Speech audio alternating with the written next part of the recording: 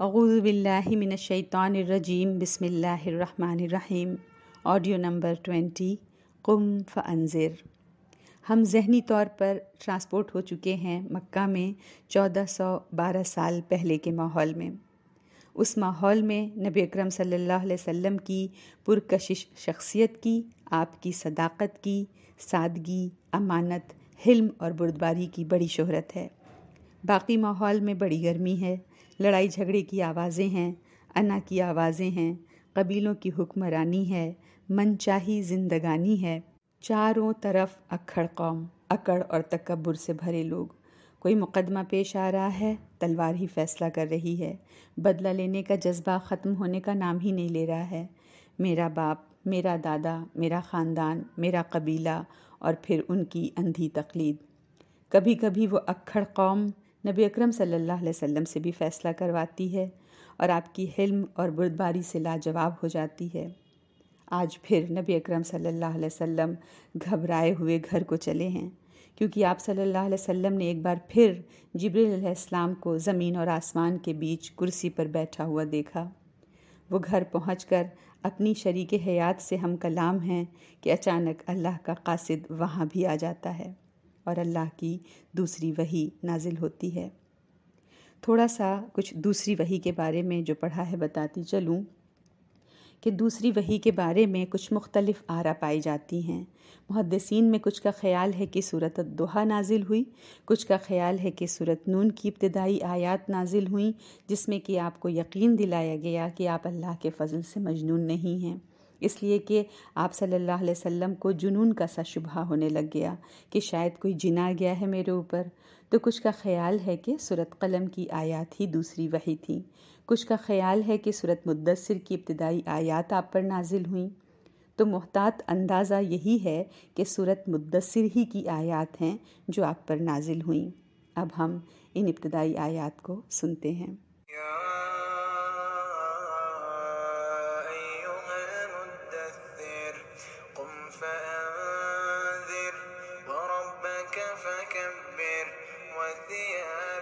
فطهر والرجز فاهجر ولا تمنن تستكثر ولربك فاصبر۔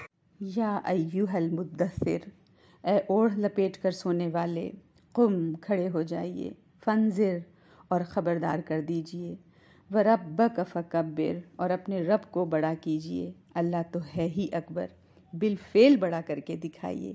آپ اس جد و جہد میں لگ جائیے کہ اللہ بڑا ہو جائے۔ وثیابک فطہر اور اپنے کپڑے پاک رکھیے، یعنی اعمال بھی اور حال حلیہ بھی، ظاہری باطنی پاکی اختیار کیجیے۔ والرجز فاہجر اور گندگی سے الگ ہو جائیے، چاہے وہ جسمانی گندگی ہو، چاہے وہ نظریاتی ہو، چاہے عقائد کی پلیدی ہو یا کوئی باطنی گندگی، سب سے آپ ہجرت کر جائیے، دور ہٹ جائیے۔ ولا تمنن تستکثر اور احسان اس لیے نہ کیجیے کہ پھر اس میں کوئی صلہ ملے۔ آپ کسی پر احسان کریں اور وہ لوٹ پلٹ کر آپ کو اور زیادہ دے، یعنی بڑے سے بڑا کام بھی کر جائیں تو اس کو بڑا نہ سمجھیں، بڑے سے بڑے کارنامے کو کارنامہ مت سمجھیے۔ وَلِرَبِّكَ فَاصْبِرْ اور اپنے رب کے لیے اور اپنے رب کی خاطر صبر کیجیے۔ ان آیات کی تلاوت ہم نے سنی، سننے میں ہلکی پھلکی آیات، بہت خوبصورت، کانوں میں رس گھولتی ہوئی، موسیقیت لیے ہوئے، بڑا قافیہ ملتا ہے کہ مدثر، انذر، کبر، فطہر، فہجر، ڈیوائن میوزک محسوس ہوتا ہے۔ لیکن جو احکامات اس میں دے دیے گئے ہیں وہ اتنے پرہیبت ہیں، اتنے عظیم اور اتنے بھاری کہ ان کو ادا کرنے میں نبی اکرم صلی اللہ علیہ وسلم کی باقی مادہ زندگی گزر گئی۔ کہا گیا آپ سے کہ اے چادر اوڑھ کر لیٹنے والے اٹھ جائیے، اٹھ جائیے بس، قم آپ سے کہا جا رہا ہے آپ اٹھ جائیے، اور آپ اٹھ گئے، اور اگلے 23 سال آپ اٹھے رہے، اور کیا کیجئے؟ خبردار کیجئے۔ جو ذمہ داری آپ کو دی جا رہی ہے لوگوں کو خبردار کرنا اور اپنے رب کو بڑا کرنا، تو اب اس ذمہ داری کے ساتھ آرام اور راحت کا کیا کام؟ اب وہ پرسکون زندگی تو ماضی کا قصہ بن جائے گی جب آپ کی زندگی میں محبتوں کی گرمی تھی اور آپ کی زندگی میں لوگوں کی تعریفوں کی روشنی تھی اور لوگوں کو آپ کا تعاون حاصل تھا اور لوگ آپ کو پسند کیا کرتے تھے۔ یہ تمام چیزیں جو انسان کو خوشی اور فرحت اور اطمینان اور تحفظ کا، سیکیورٹی کا احساس دیتی ہیں، اب ان سے آپ کا کوئی واسطہ نہیں رہے گا۔ اب وہ ساری چیزیں جیسے کہ لحاف چھوڑ دیا جاتا ہے، گھسیٹ لیا جاتا ہے کسی کے اوپر سے، ایسے ہی یہ ساری پروٹیکشن اب آپ کے اوپر سے ہٹا لی جائے گی۔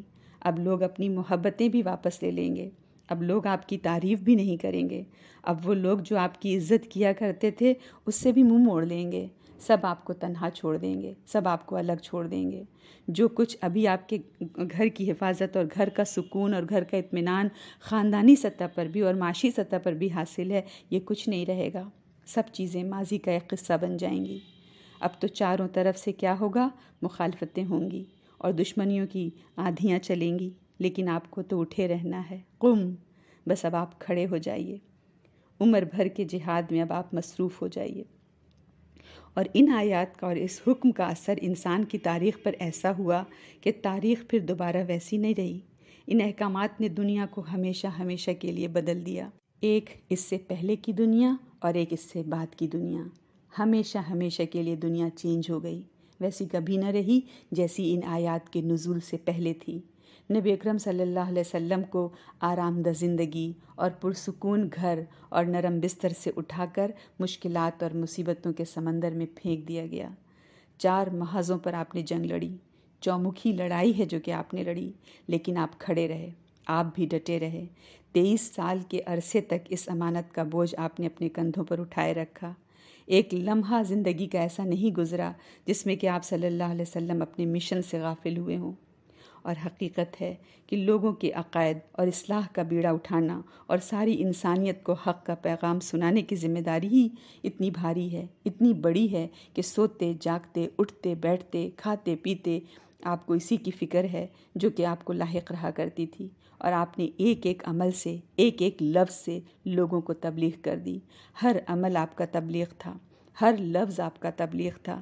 کیسے ہو سکتا تھا کہ جس کام کے لیے آپ کو کھڑا کیا گیا، یا ایھا المدثر قم، جس کام کے لیے آپ کو کھڑا کیا گیا، آپ کے کاموں کو محفوظ نہ رکھا جاتا تو ضرورت کیا تھی آپ کو کھڑا کرنے کی؟ بس کافی تھا اقرأ بسم ربک الذی خلق، کافی تھا کہ یہ پڑھ لیجئے جو ہم نے آپ کو دیا ہے، لیکن ساتھ ہی ساتھ آپ کو کھڑا بھی کر دیا گیا، قم۔ اور آپ نے اپنے رب کے فضل سے اس ذمہ داری کو، احسان سے بھی بڑھ کر کوئی سطح اگر ہو سکتی ہے تو وہ اس تک اپنی ذمہ داری کو ادا کیا۔ آپ نے حجۃ الوداع کے موقع پر لوگوں سے گواہی لی، اہل بلغت، کیا میں نے پیغام پہنچا دیا؟ سب لوگوں نے کہا کہ آپ نے تبلیغ کا حق ادا کر دیا، آپ نے نصیحت کا حق ادا کر دیا، اور آپ نے امانت کا حق ادا کر دیا۔ اللہ تعالیٰ آپ کو بہترین اجر دے۔ والسلام علیکم ورحمۃ اللہ۔